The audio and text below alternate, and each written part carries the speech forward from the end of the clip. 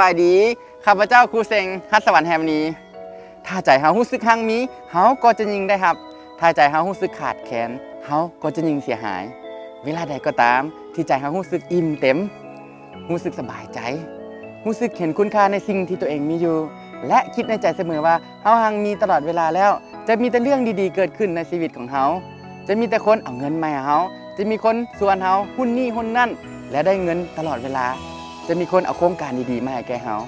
ถ้าเฮาคิดในใจเสมอว่าเฮารู้สึกขาดแคลนถ้าเฮาจมว่าช่วงนี้บ่มีเงิน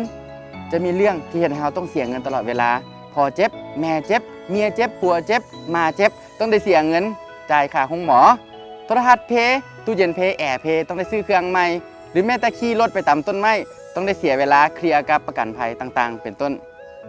ถ้าในชีวิตจริงตอนนี้เฮายังทุกข์อยู่แล้วเฮาสิคิดในใจว่าตนเองหังมีได้จังได๋แม่นแล้วเฮาต้องขอบใจและเห็นคุณค่าในสิ่งที่ตัวเองมีอยู่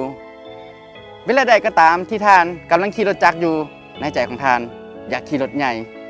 เวลาใดก็ตามที่ท่านขี่รถใหญ่เกียร์แต่ในใจของท่านอยากขี่รถใหญ่เบนซ์เวลาใดก็ตามที่ท่านอยู่เฮือนหลังน้อยแต่ในใจของท่านอยากอยู่เฮือนหลังใหญ่ทั้งที่จะท่านบ่เคยขอบใจสิ่งที่ท่านมีอยู่เลยนี่แหละคือสิ่งที่ท่านขาดแคลนมันแสดงว่าในใจของท่านขาดแคลนแล้วท่านบ่เคยกล่าวคำขอบใจกับมันแม้แต่ครั้งเดียวท่านต้องเห็นคุณค่าในสิ่งที่ตัวเองมีอยู่ท่านต้องเห็นที่คุณค่าในวัตถุที่ท่านมีอยู่ขอบใจมันในมื้อนี้ขอบใจรถจักรคันนี้เด้อที่ไหนค่อยได้ขี่ไปบอนเฮ็ดเวียกอย่างปลอดภัยขอบใจบ้านหลังน้อยๆนี่เด้อที่ไหนค่อยได้อยู่อย่างอบอุ่นและสบายขอบใจถ้าท่านกล่าวคำขอบใจและเห็นคุณค่าในสิ่งที่ตัวเองมีอยู่แล้วชีวิตของท่านในใจของท่านจะรู้สึกหังมีเสมอ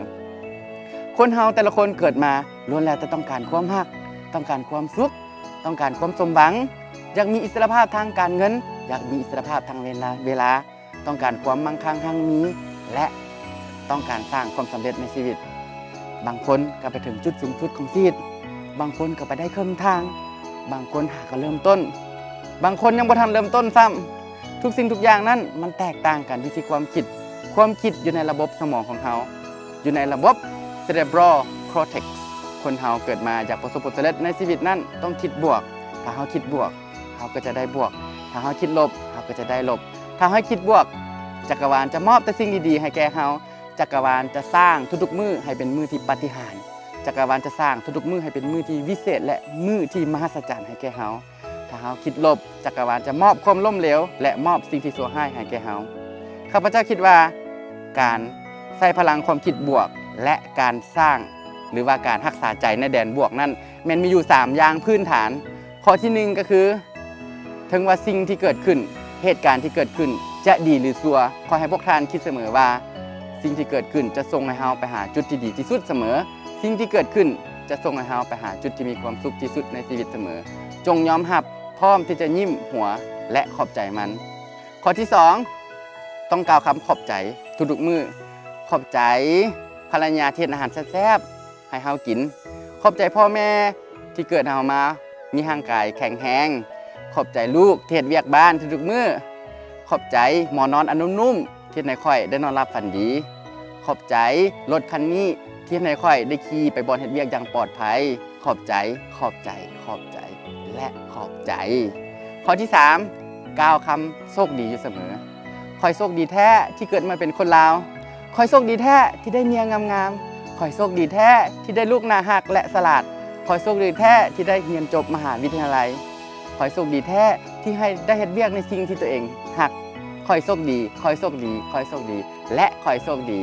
ทบทวนคืนถ้าท่านเฮ็ดได้3ข้อที่1ก็คือเหตุการณ์ที่เกิดขึ้นถึงว่าจะดีหรือชั่วให้เฮาคิดเสมอว่าสิ่งที่เกิดขึ้นนั้นจะส่งให้เฮาไปหาจุดที่ดีที่สุดในชีวิตเสมอจงพร้อมยิ้มและขอบใจมันข้อที่2กล่าวคำขอบใจข้อที่3กล่าวคำโชคดีถ้าท่านเฮ็ดได้3ข้อแล้วชีวิตของท่านจะดีขึ้นแน่นอนข้าพเจ้าครูเซงฮัสสวรรค์แฮมณีและสถาบันชิจิดะมอบแต่สิ่งที่ดีๆให้แก่พวกท่านเสมอขอขอบใจ